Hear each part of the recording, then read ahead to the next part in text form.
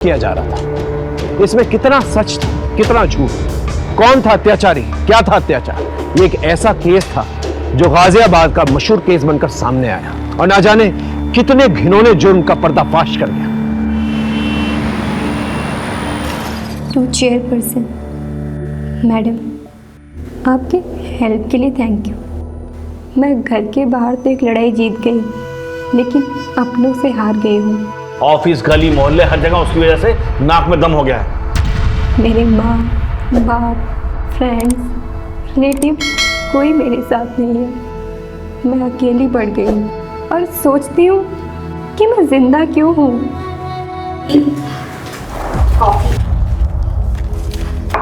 क्या छिपा रहे हो? दी, ये आप लिख रही हो जो अपने स्कूल की टॉपर, अपने कॉलेज की टॉपर, अपने कॉलेज यूनियन की प्रेसिडेंट रह चुकी है। दी, you were an inspiration to everyone. थी, हूँ नहीं। अब तो ना मेरे पास जॉब है, ना मेरी लाइफ है और ना ही पैसे हैं। दी, मेरी मानो तो आपको पापा की बात मान लेनी चाहिए।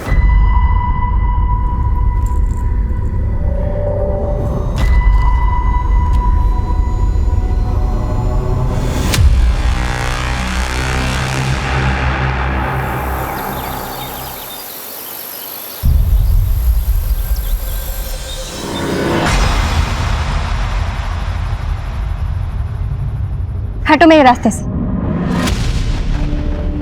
देखो रे, थोड़ी ना चुप रहूंगी। लीजिए, अगर ये चुप बैठ भी गई तो हम चुप नहीं बैठने वाले। क्यों गजेंद्र? मैं चुप नहीं हूँ Baba ji. Video clip news.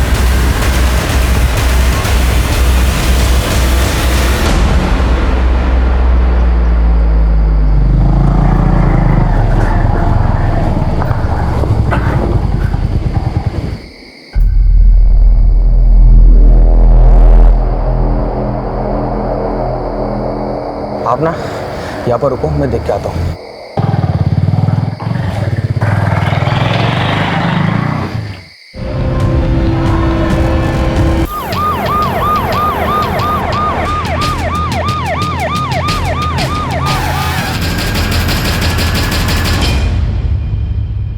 पर मुझे लग रहा है इस सब में दीपेश या उसकी फैमिली का इन्वॉल्वमेंट हो सकता है, क्योंकि ऋतु बादल की वजह से उसकी फैमिली को काफी जिल्लत झेलनी पड़ी थी।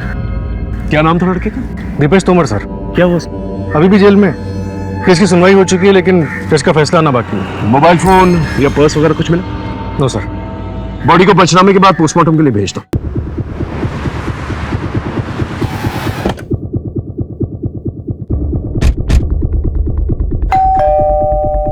सर, हम क्यों उस लड़की को मारेंगे या मरवाएंगे? हमारे बेटे की जो जिंदगी बर्बाद होनी थी वो तो हो ही गई। सेशन कोर्ट ने तो अपना फैसला सुना दिया। आप हाई कोर्ट में अपील कर देते। वैसे भी ऋतु तो मर चुकी है।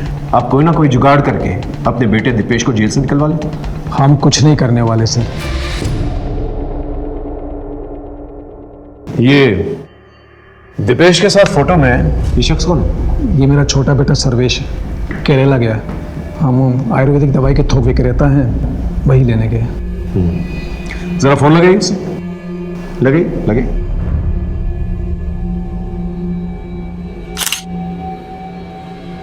The number you are trying to call is currently switched off. Sir, switch off. Switch off. एक काम करो, इनके फिंगरप्रिंट्स लो।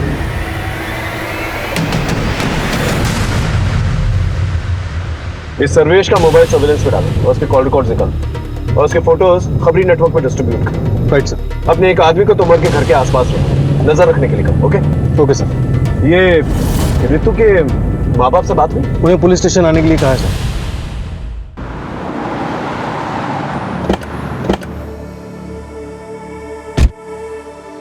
सर, मेरी बेटी लड़ाई लड़ते लड़ते थक गई थी, फिर भी उसे किसी ने मार दिया।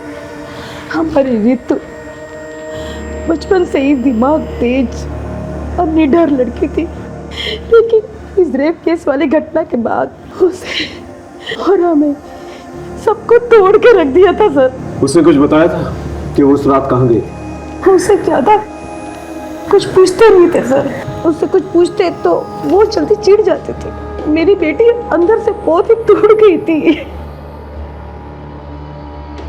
सर, ये लेटर रितु दीदी के डेस्क से मिला था।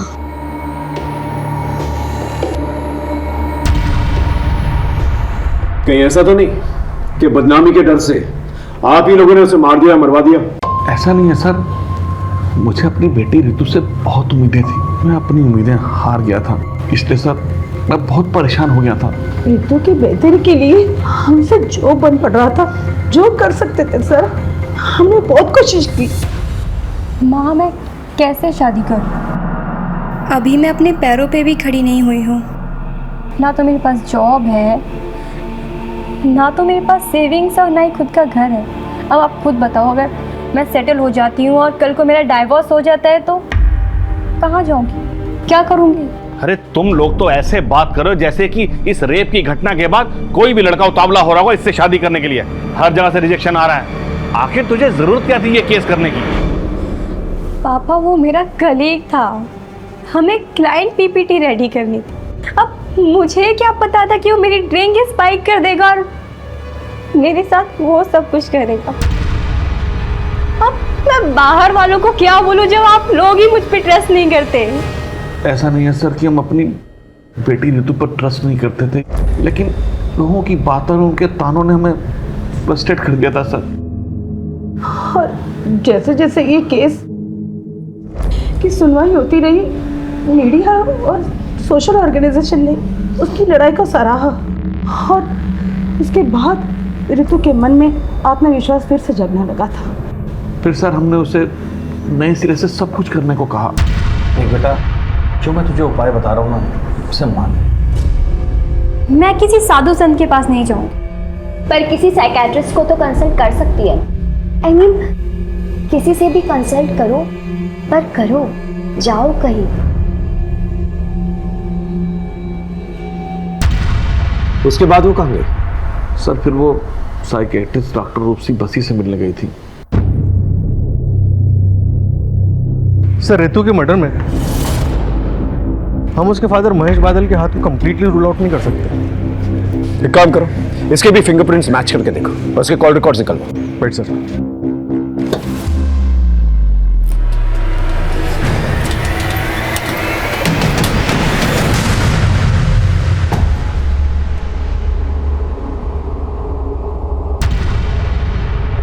पिछले महीने का चढ़ा हुआ पहले ही ले जा चुकी है। अब जो कुछ भी जमा पूंजी है यही है।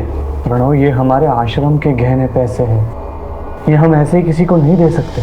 आप रहेंगे, आपकी आस्था रहेगी, तभी तो ये आश्रम रहेगा।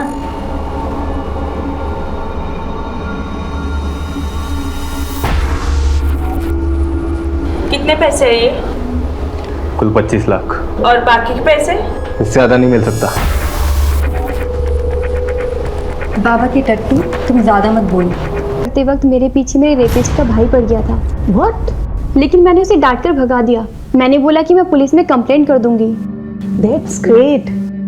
ऐसे ही अपनी जीने की चाहत और जोश को बनाए रखो। बस 3-4 सेशन और फिर तुम्हें मेरे पास भी हफ्ते में 2 बार आने की जरूरत नहीं है, महीने में 1 बार आ जाना। एक्चुअली मैं भी आपको यही बताने वाली थी कि अब आगे से मैं आपके पास नहीं आ पाऊंगी, क्योंकि मुझे मेरे स्पिरिचुअल गुरु मिल गए हैं। उनसे बातें करना, उनकी बातें सुनना मुझे बहुत अच्छा। आप भूल क्यों नहीं जाते कि आप गाजियाबाद में नहीं हो, बल्कि अपने घर ऋषिकेश में हो।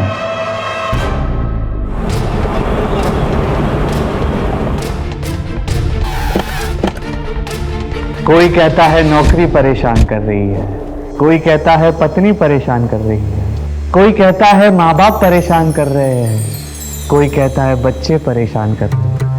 मेरा उन सब से एक ही जवाब है, अगर इतना परेशान कर रहे हैं तो छोड़ दो, मुझे मेरे भक्त परेशान कर रहे हैं, नहीं ना? क्षमा चाहता हूँ, आप लोगों को नीचे बैठना पड़ रहा है। जी, रितु बादल आपकी शिष्य थी मतलब? जी, उसका मर्डर हो गया। ओम शांति।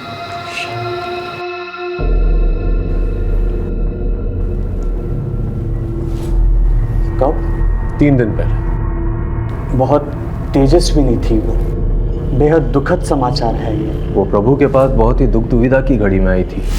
बाबा जी, मुझे लगता है कि मेरे आसपास सब फेक है, कोई अपना नहीं है, कोई मुझे लाइक नहीं करता, कोई लव नहीं करता, करेगा भी नहीं और जरूरत भी नहीं। आप पहले अपने आप से प्रेम करो, because you are your best company. आप अपने सबसे अच्छे साथी हैं, सबसे अच्छे प्रेमी हैं।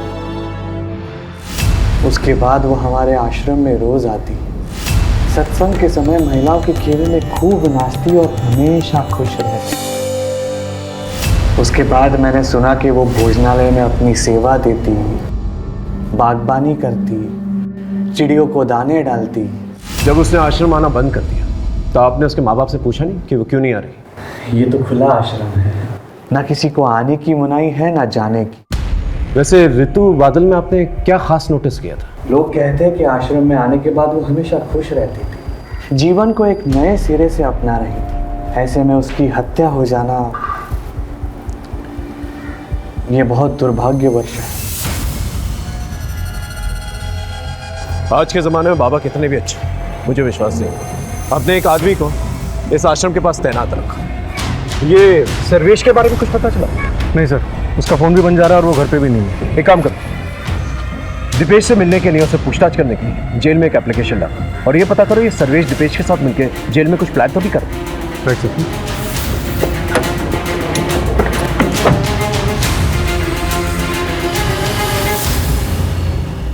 ये रही ऋतु बादल की पोस्टमार्टम रिपोर्ट के हिसाब से मौत रात 11:30 से 1:30 के बीच में हुई है और मौत गला दबाने की वजह से हुई थी। इसके अलावा कोई खास इन्फॉर्मेशन नहीं है। कॉल रिकॉर्ड्स में कोई सस्पिशियस?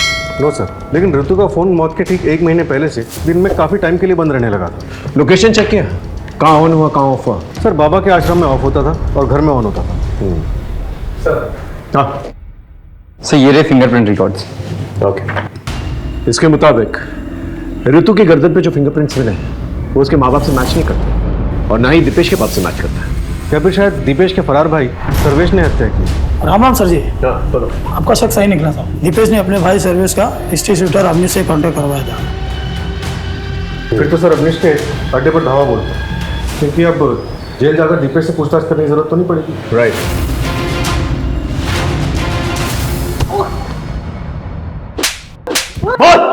बता दो सब सर्वेश मुझे मिला था और उसने ऋतु बादल को मारने की बात भी किया था मुझसे। तूने उसे मार डाला? नहीं, मैंने नहीं मारा था, क्योंकि एक रोज पहले वो मुझे एडवांस के पैसे देने वाला था, लेकिन पैसे लेके वो आया ही नहीं। फिर दूसरी सुबह हमें पता चला कि उस लड़की की मौत हो गई। भगवान की कसम साहब, सच बोल रहा हूँ। ये सर्वेश तुमर के बारे में पता कर।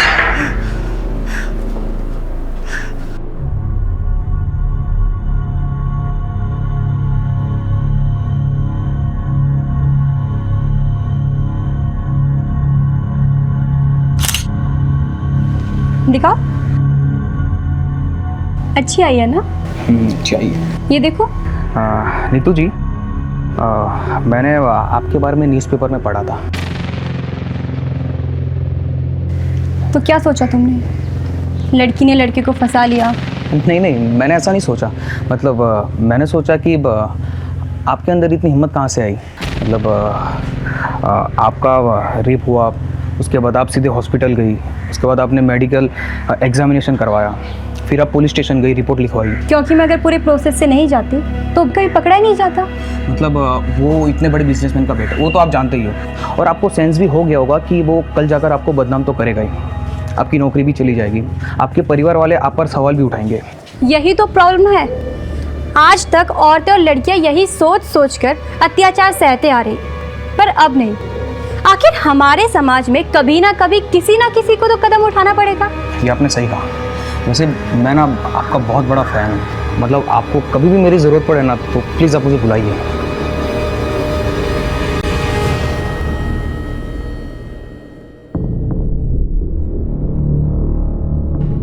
ऋतु बादल ने AA एंटरप्राइजेस के खिलाफ केस दर्ज किया था, लेकिन क्यों? ऋतु ने मुझे बताया था कि ऑफर लेटर मिलने के बाद जब वो दूसरे दिन जॉब ज्वाइन करने गई तो उन्होंने उसके साथ वियर्ड बिहेव किया। I am sorry Ritu, company ने आपकी जॉब अपॉइंटमेंट होल्ड पर कर दी। But why? वेल, हमें पता चल गया कि तुम्हें पिछले जॉब से क्यों निकाला गया था। ओह, जस्ट बिकॉज मैंने अपने कलीग पर रेप केस फाइल किया आपने भी मेरा करेक्टर सर्टिफिकेट बना लिया? आपने एक बार भी ये नहीं सोचा कि शायद वाकई मेरा रेप हुआ था? अजी मेरे साथ है, कल आपके साथ भी हो सकता है। I can understand Ritu, but frankly speaking her company के टॉप मैनेजमेंट मर्द होते हैं एंड ऑफ द रिकॉर्ड हमारे एमडी को तुम्हें अपॉइंट करने में रिस्क लग रहा है। सीरियसली? आपकी कंपनी तो अपने आप को वीमन फ्रेंडली क्लेम करती है ना, लेकिन आज पता चला आपकी कंपनी की पॉलिसीज भी ड्यूबियस है और आपकी कंपनी भी बाकी की कंपनियों की तरह हिपोक्रेट है। आपने बिल्कुल अच्छा नहीं किया। मैं आपको ऐसे नहीं छोड़ूं, मैं इस कंपनी को कोर्ट में सू करूंगी।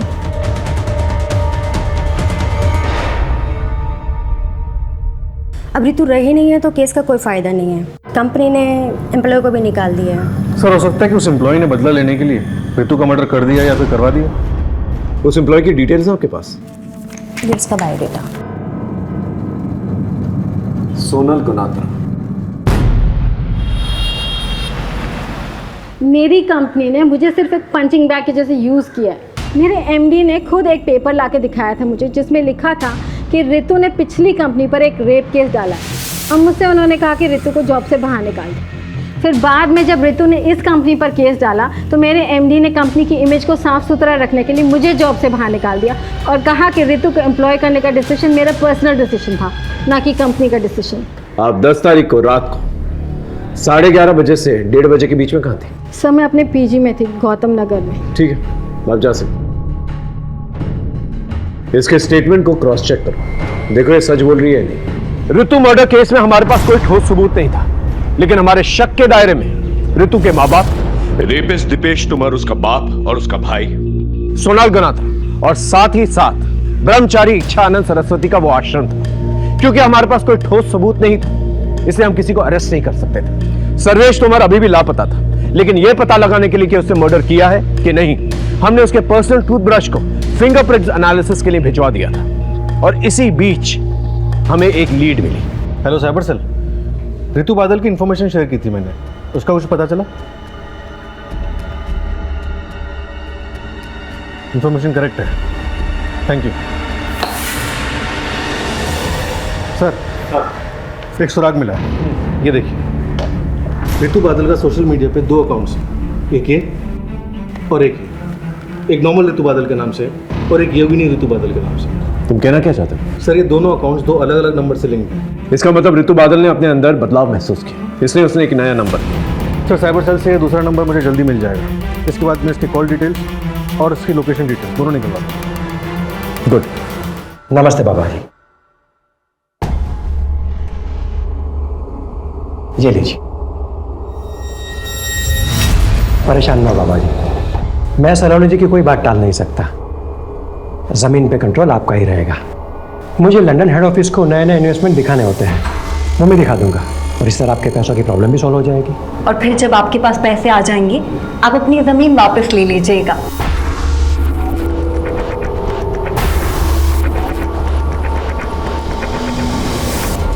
सर ये देखिए, ऋतु के दूसरे नंबर के कॉल रिकॉर्ड्स। ये नंबर ऋतु की मौत से 10 दिन पहले लिया गया था। और सर ये देखिए, 10 तारीख की शाम 6:30 बजे ऋतु को किसी आनंद प्रसाद नाम के आदमी ने फ़ोन किया था और उसके बाद 10:30 बजे रात को उसका फ़ोन लोकेशन आनंद प्रसाद का घर दिखा रहा है और फिर आधे घंटे बाद उसी एरिया में उसका फ़ोन स्विच ऑफ हो जाता है और 15 किलोमीटर दूर ऋतु की मौत है। एक काम कर, इस आनंद प्रसाद की डिटेल्स दिखा। Okay sir.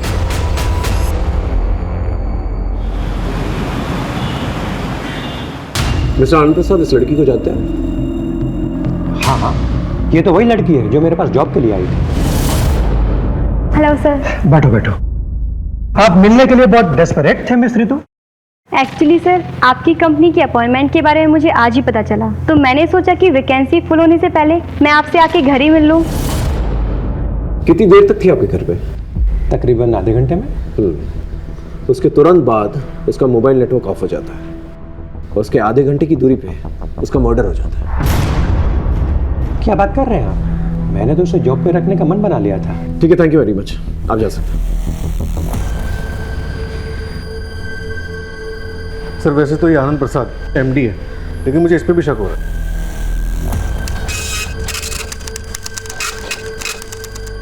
मिस्टर आनंद प्रसाद, ये रहा आपके कॉल रिकॉर्ड्स।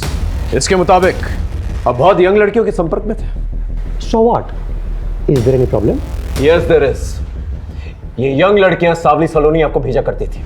ऋतु को भी सावली सलोनी ने आपको भेजा था, और सावली सलोनी खुद जिस्म फरोशी के लिए जेल जा चुकी है। अब आप सच बताएंगे, क्योंकि ऋतु बादल का मर्डर हो चुका है जो आपके घर आई। बोलिए। ऋतु एक एस्कॉर्ट थी और सावली सलोनी उसकी एजेंट। ये बात आपको ऋतु ने बताई थी? जी नहीं, सावली सलोनी ने बस यही कहा था कि पहले वो। लेकिन सर किस जुर्म में? लेके जाए सर। क्या किया है मैंने? लेके जाओ। सावली सलोनी को ढूंढना बहुत जरूरी है, और ये पता लगाना बहुत जरूरी है कि ये ऋतु बादल का मर्डर केस सावली सलोनी के सेक्स रैकेट से तो नहीं जुड़ा हुआ, और कोई पर्सनल रंजिश तो नहीं। इस सर्वेश के बारे में कुछ पता चला? सर वो अभी भी अंडरग्राउंड है। और सर ऋतु बादल के गले पे मिले फिंगरप्रिंट्स के निशान सर्वेश के फिंगरप्रिंट से मैच नहीं करते। सर हो सकता है सर्वेश ने खुद ये मर्डर ना किया, और ना ही अवनीश चौधरी से करवाया, बल्कि शायद किसी और से करवाया।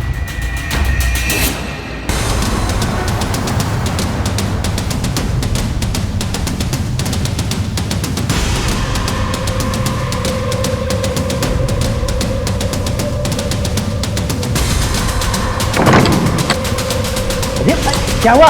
बाहर पुलिस आई है। पुलिस? तोड़ दो। पुलिस आ गई। भागो भागो भागो।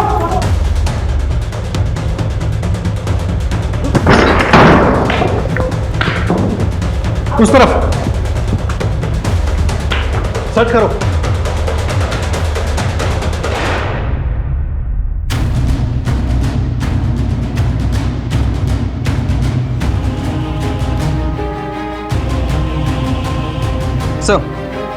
सर एक हार्ड डिस्क मिला है और इसके अलावा सारा सामान रेगुलर है। ठीक।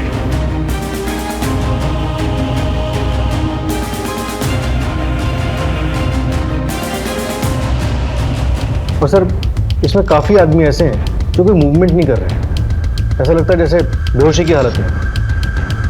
सर एक और वीडियो है।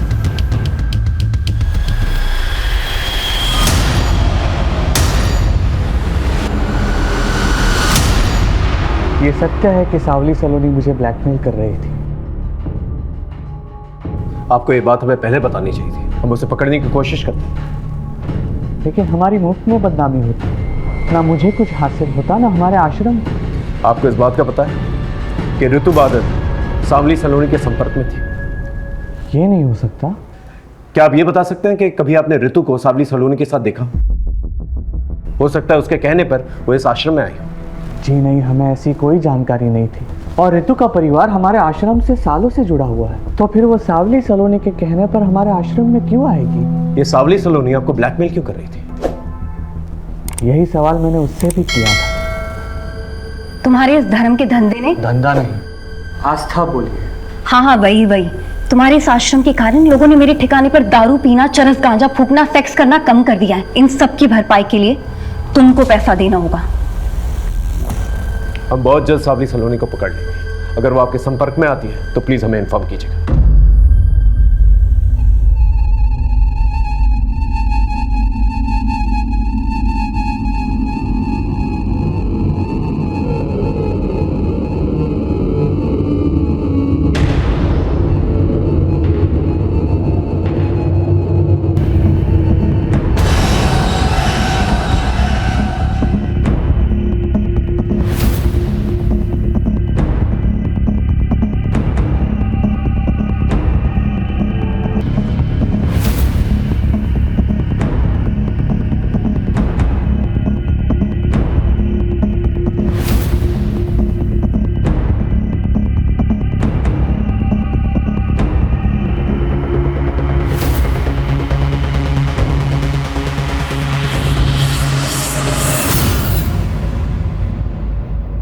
सर मैंने ऋतु बादल, सावली सलोनी और आनंद प्रसाद इनके कॉल रिकॉर्ड्स को क्रॉस चेक किया, और सर दिखा रहा हूँ। एक काम करो, तुम ऋषिकेश जाओ और इस चमन के बारे में पता करो। सर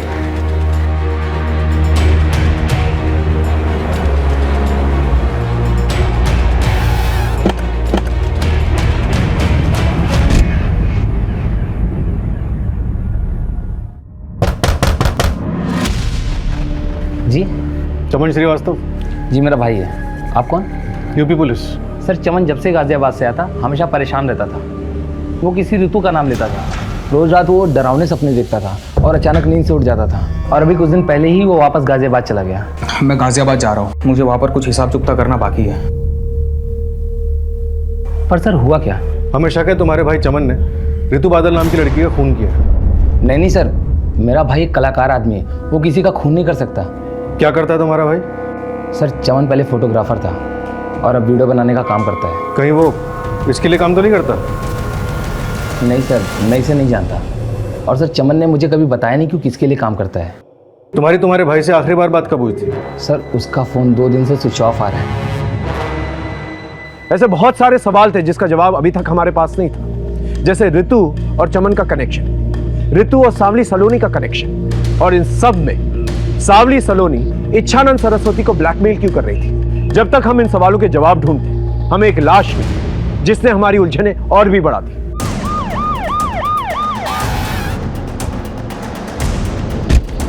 चमन श्रीवास्तव की बॉडी मिली है सर, किसी तेज धार वाले वेपन से उसका पेट काटा गया। मर्डर वेपन मिला? सब आसपास देख लिया सर, कुछ नहीं मिला। मेरी गट फीलिंग कह रही है कि ये केस इच्छानंद सरस्वती और सावली सलोनी के बीच में कहीं ना कहीं उलझा हुआ है। सर आश्रम पे हमारी नजर है, लेकिन सावली सलोनी का कोई ठिकाना नहीं मिल रहा। ऐसे बैठे रहने से तो कुछ भी नहीं होने वाला। एक काम करो, तुम कस्टमर बन के रेड लाइट एरिया में जाओ और सावली सलोनी के बारे में पता करो। ये कहीं ना कहीं तो अपना धंधा चला रही होगी।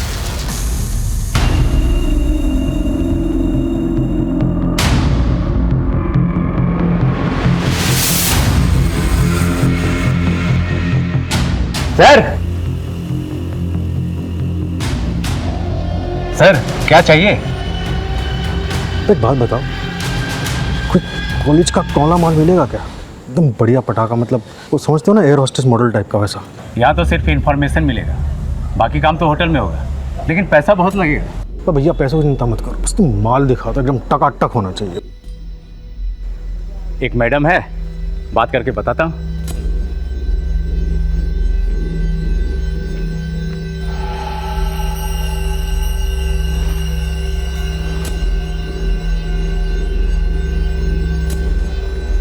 सर गाड़ी वाड़ी है क्या?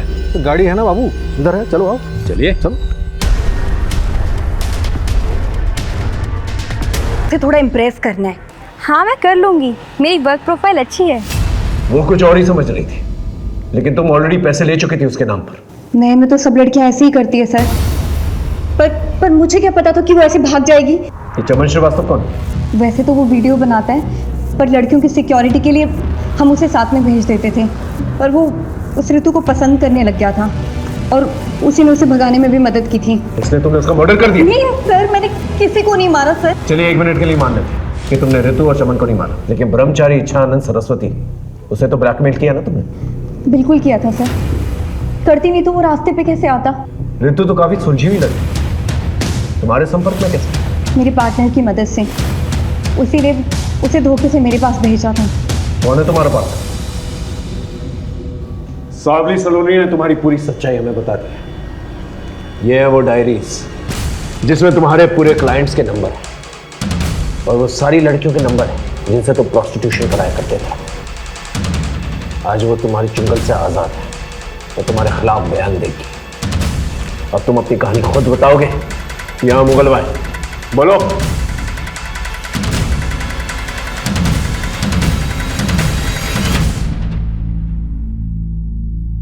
देखिए, मैं पहले ही क्लियर कर दूं कि ना ही मैंने ऋतु को मारा है ना मरवाया है। वो तो मुगल भाई लेंगे, पहले तुम अपनी काली करतूतों के बारे में बताओ। संभोग और समाधि, ये दोनों ऐसी चीजें हैं जिससे भारत देश में किसी भी मूर्ख या किसी भी होशियार को लपेटा जा सकता है। मैं 5 स्टार होटल में सिक्योरिटी गार्ड की नौकरी किया करता था। वहां मैं देखता था साधु महात्मा को कुछ युवतियों के साथ आते जाते। बस उसी दिन से मुझे मेरा जीवन सत्य मिल गया। मैंने मंदिर बनवाया और फिर मसाज पार्लर के जरिए देह व्यापार का धंधा शुरू किया। और फिर तुमने सावली सलोनी जैसे धंधे वाली से कनेक्ट किया, है ना? मैं सावली सलोनी जैसे लोगों के पास लड़कियां भेजता और फिर दूसरी बार उन्हीं क्लाइंट्स के साथ डायरेक्टली डील करता। इसलिए सावली सलोनी अपना पैसा निकलवाने के लिए तुम्हें ब्लैकमेल कर रही थी? अरे ऐसे थोड़ी ना, हमारा नेटवर्क कश्मीर से लेकर कन्याकुमारी तक और सूरत से लेकर कोलकाता तक फैला हुआ है। आप देश विदेश कहाँ भी जाओ, हमारी सेवाएं आपको एक फोन कॉल में उपलब्ध की जाएंगी। वो 17 फोन हमें मिल चुके हैं और वो नई लड़कियों को जो नया नंबर देते थे उसके बारे में ही पता चल चुका है, जैसे तुमने ऋतु को दिया था।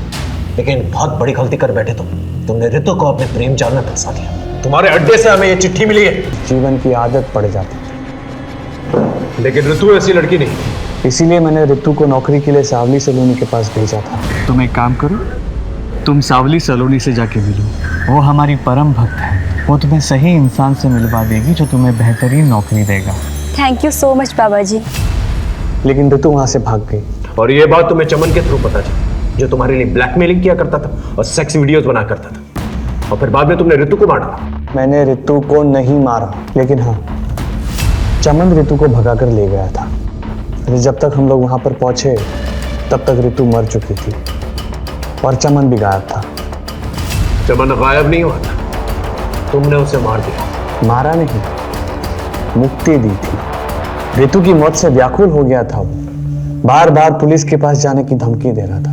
मैंने बहुत समझाया उसे, लेकिन वो नहीं समझा। अब समझने की बारी तुम्हारी है और तुम्हें समझाएगा देश का कानून। ऐसा केस बनाऊंगा ना तुम्हारे खिलाफ कि तुम्हारा बड़ा सा बड़ा क्लाइंट जो है तुम्हारी बेल नहीं दे पाएगा। अगर ऋतु को बाबा ने नहीं मारा तो फिर किसने मारा? एक काम करो, ऋतु के मर्डर की रात के इंसिडेंट टाइम से मैच करके देखो, उसके कॉल रिकॉर्ड्स और लोकेशन रिकॉर्ड्स दोबारा से चेक करो। कातिल हमारे रेडार में ही है, बस पकड़ में नहीं आ रहा है। ऋतु ने चमन के फोन से आपके लैंडलाइन नंबर पर उस रात आप लोगों को फोन किया था। आपस में फैसला कर लीजिए आप कि ऋतु को किसने मारा है। सर मैंने मारा अपनी बेटी ऋतु को, उसका फोन आया था मेरे पास। पापा वो आपका इच्छा आनंद बहुत ही गिरा हुआ आदमी है, वो बहुत ही घटिया इंसान है। वो उसने मुझे प्रोस्टिट्यूशन में डालने की कोशिश की।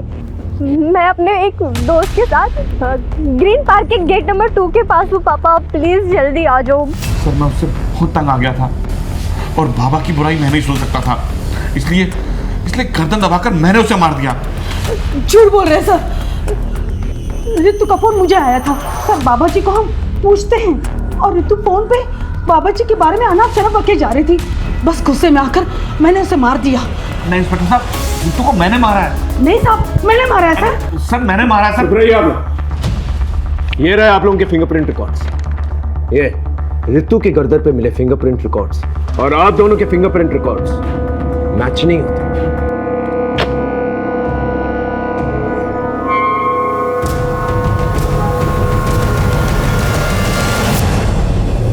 हाँ, मैंने मारा ऋतु को। तंग आ गई थी उसके वजह से मुझे अपने ऑफिस में अपने कलीग से, अपने फ्रेंड से सुनना पड़ता था। इसकी बहन ने लड़के के मजे ले लिए और फंसवा दिया। लेकिन ये बात सच नहीं थी, तुम भी जानती थी। हाँ, पर ऋतु बहुत फॉरवर्ड थी तो मुझे लगा शायद अटेंशन के लिए इनवाइट किया होगा। उसकी वजह से मुझसे सब लड़के कटने लगे थे। अरे इसके साथ डेट पर मत जाना वरना रेप के चार्जेस में अंदर करवा देते।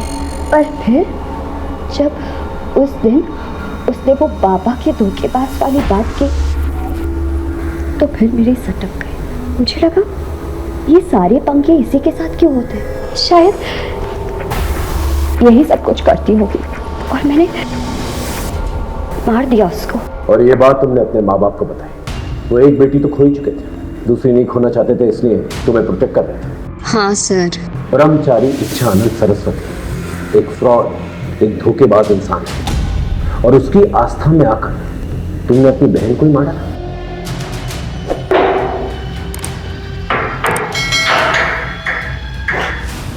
ब्रह्मचारी इच्छानंद सरस्वती उर्फ अनुज अजय द्विवेदी, उसके सपनों ने उसे गलत रास्ता इख्तियार करने पर मजबूर किया, जबकि मधु ने अपना संयम और आपा खोया।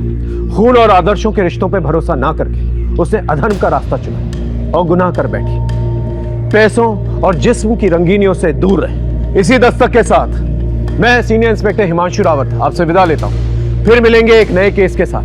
तब तक देखते रहिए क्राइम पेट्रोल दस्तक, क्योंकि मकसद बताना नहीं बचाना है। जय हिंद।